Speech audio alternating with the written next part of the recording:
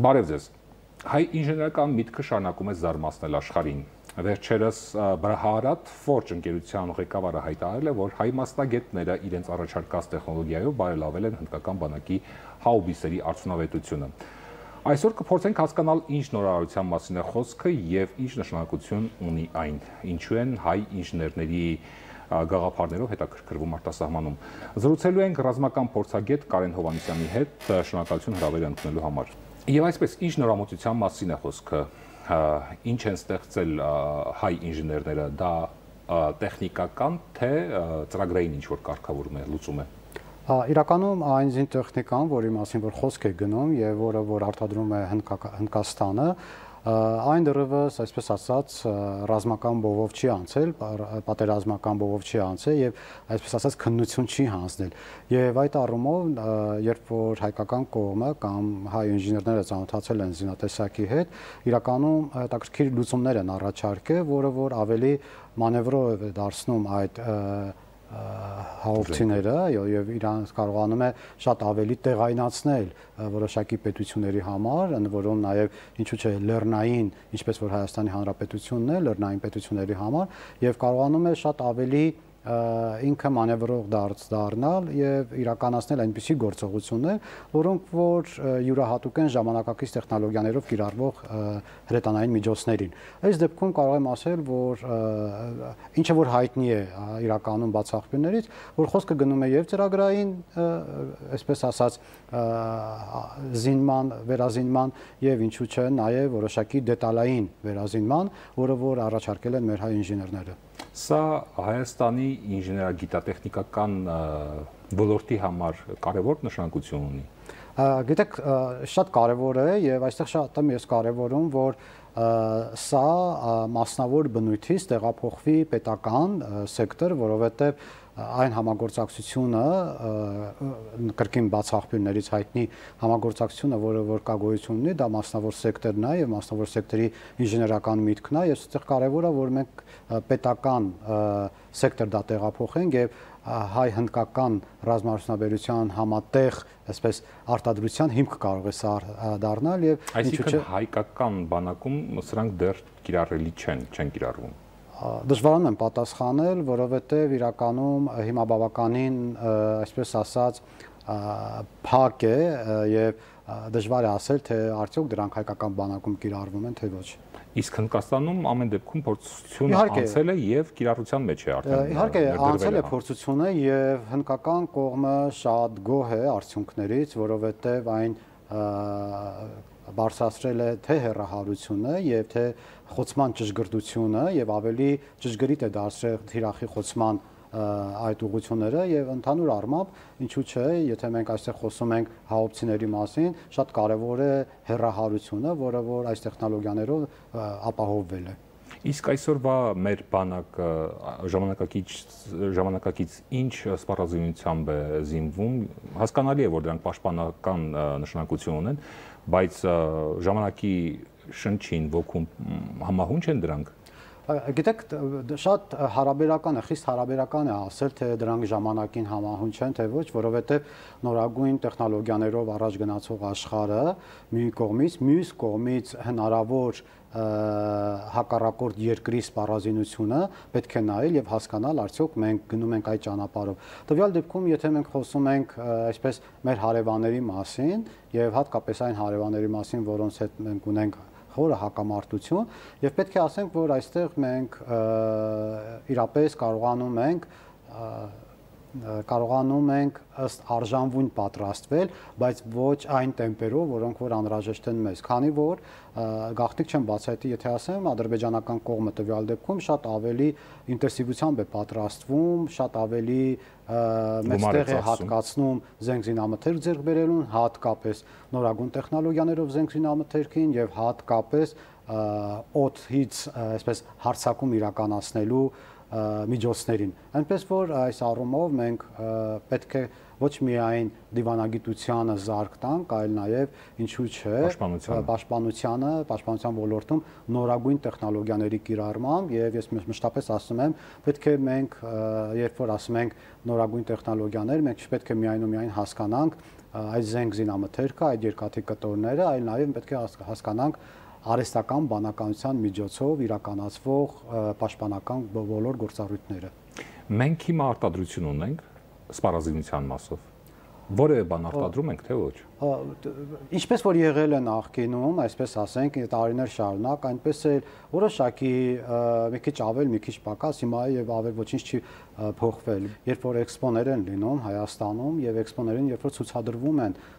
օրինակ համար ATS-ները, անօթաչու թռչող սարքերը, եթե Հայաստանում ինչպիսի ATS-ներ են արտադրվում, տեսնում ենք, որ իրականում հա կա այդ ներուժը, բայց մյուս կողմից էլ հարց է առաջանում, բա այդ ATS-ները որտեղ են 16 թվին, 20 թվին, 22 թվին, ուր էին դրանք, ինչու սերիական արտադրության մեջ չեն մտնում։ Եվ երբ որ արդեն ավելի խորքային է սկսում ուսումնասիրել հարցը, հասկանում ես, որ դրանք պարզապես պատրաստվել են էքսպոներին ցուցադրելու համար եւ պետությունը այսինքն սերիական արտադրություն չկա, այո, երբ որ պետությունը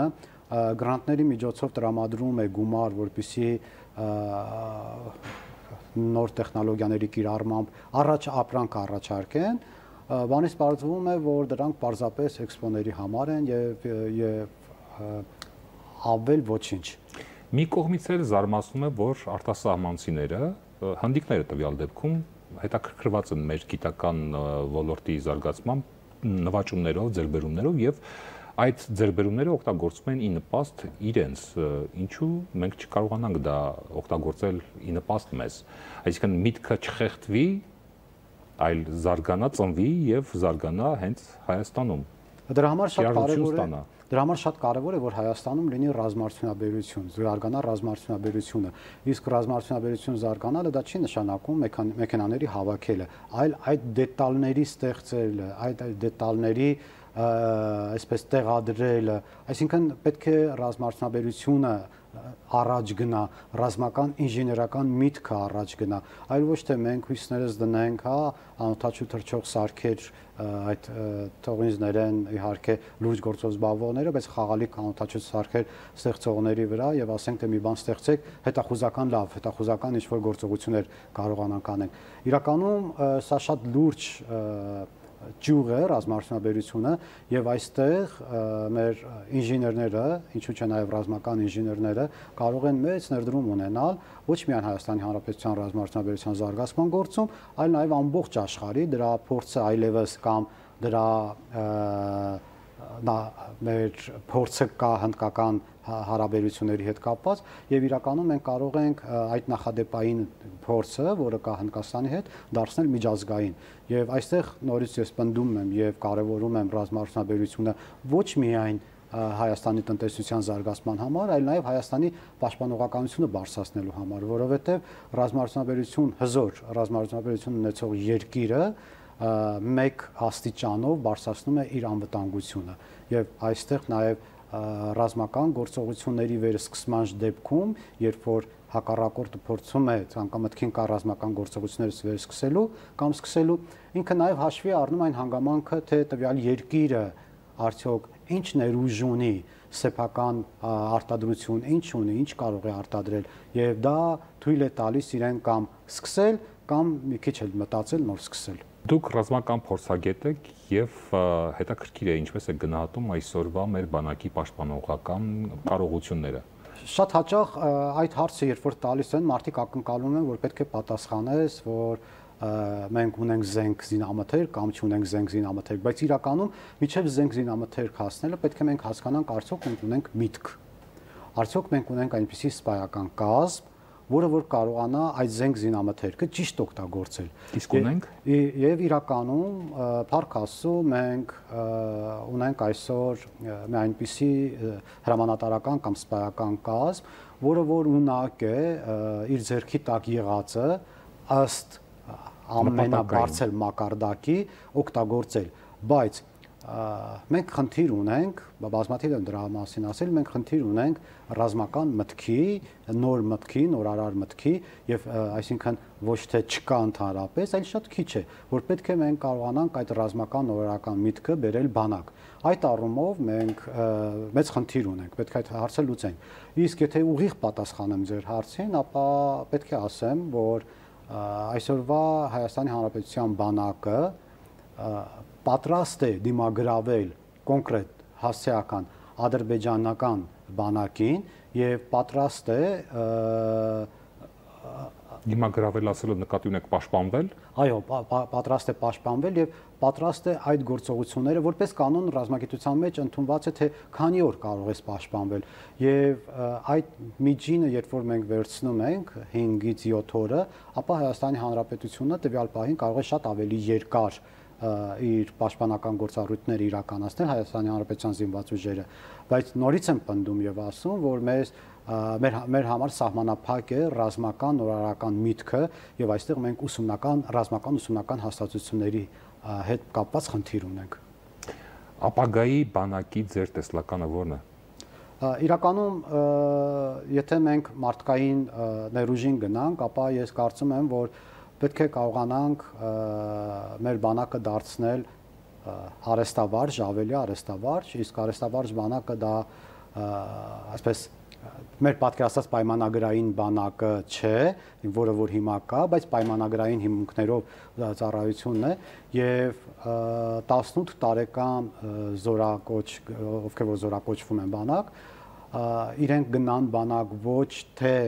առաջնագիծ դիրք պահելու, այլ իրենք գնան բանակ ռազմական մասնագիտություն ձեռք բերելու։ Սա շատ կարևոր է նաև հետագայի համար երկարաժամկետ կտրվածքով։ 1.5 տարին բավարար է այդ գիտելիքը ստանալու համար։ Իհարկե բավարար է։ Իհարկե բավարար է։ Եթե ինքը ամբողջությամբ գնում է ռազմական գիտելիքներ ստանալու եւ այն չէ հիմա ինչ որ կա, ապա իհարկե բավարար է, բայց պետք է նաև նույնիսկ եմ ասում մենք կարողանանք բանակը բերել մի այնպիսի մակարդակի, որտեղ որ պայմանագրային զինծառայողները ոչ թե իրենց սոցիալական պայմաններից ելնելով միայն գնան, այլ նաև մենք կարողանանք շատ ավելի արեստավարժ, այսպես ասեմ, մարդկանց ներգրավել, շատ ավելի պրոֆեսիոնալ մարդկանց ներգրավել, ինչու՞ չէ նաև շատ ավելի բարձր ինտելեկտով մարդկանց ներգրավել եւ կարողանալ բանակը ավելի բարձր ինտելեկտուալ առումով ավելի բարձր մակարդակի վրա հասցնել։ Զինտեխնիկայի հետ կապված պետք է մենք կարողանանք շատ արագ կողմնորոշվենք եւ մենք պետք է կարողանանք վերլուծել շատ արագ, թե աշխարհը որ ճանապարհով է գնում, ինչպիսի ճանապարհով է գնում եւ մենք կարողանանք դրան զարկ տալ։ Տեսեք, ես զրույցի սկզբում խոսեցի նաեւ արհեստական բանականության մասին։ Սա շատ կարեւոր հանգամանք է, որ մենք պետք է կարողանանք օգտագործել, բայց մենք չպետք է ամբողջությամբ կախվենք արհեստական բանականությունից, որովհետեւ դա այսպես կենտրոնացված կառավարում է դառնում քիչ-քիչ աշխարհի կողմից եւ եթե օրերից մի օր որոշեն, որ չգիտեմ, համացանցը անջատվի կամ որոշակի ինչ-որ մի բան լինի, մենք արհեստական բանականությամբ, այո, ոչինչ չենք կարող ունենալ։ Դրա համար պետք է մենք այս ամեն ինչը բալանսավորելով կարողանանք առաջ տանել եւ ապագայում ունենալ այնպիսի բանակ, որը որ առաջնագիծ չի տանի 18-20 տարեկանին, այլ նրանից ինքը կստեղծի ռազմական գիտելիքներով կամ կպաշտպանեն արդեն ռոբոտները, այսպես ասած։ Նաև ռոբոտների հետ միասին, նաև ռոբոտները, երբ որ մենք ասում ենք, մենք չպետք է պատկերացնենք գետնի վրա է քայլող այդ երկաթները, ռոբոտներ են համարվում նաև տեսանկարահանող սարքերը, սենսորները, դրոններ, այո, այդ բոլորը համարվում են ռոբոտներ։ Եվ առաջնագծում պետք է լինեն մարդիկ, ովքեր որ կոնկրետ իրենք մասնագիտացված են դրա մեջ։ Ինքը հրաձիգ է, ինքը շատ լավ հրաձիգ է, ուրեմն ինքը հրաձիգ է։ Հետախույզ է, շատ լավ հետախույզ է։ Այս մակարդակում պետք է լինի։ Ձեր տեսլականը դա դեռ իրականացված չէ, թե աշխարհում կան երկրներ, որոնք արդեն կիրառում են այդ իհարկե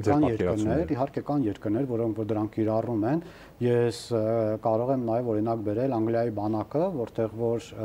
ռազմական մասնագիտության առումով, որտեղ որ իսկապես գնում են ռազմական մասնագիտություն ստանալու։ Ես բազմաթիվ օրինակներ կարող եմ բերել աշխարհի լավագույն բանակներից, որտեղ որ այդ մեթոդը կիրառվում է։ Օրինակի համար տեսեք հիմա Ռուսաստանը գտնվում է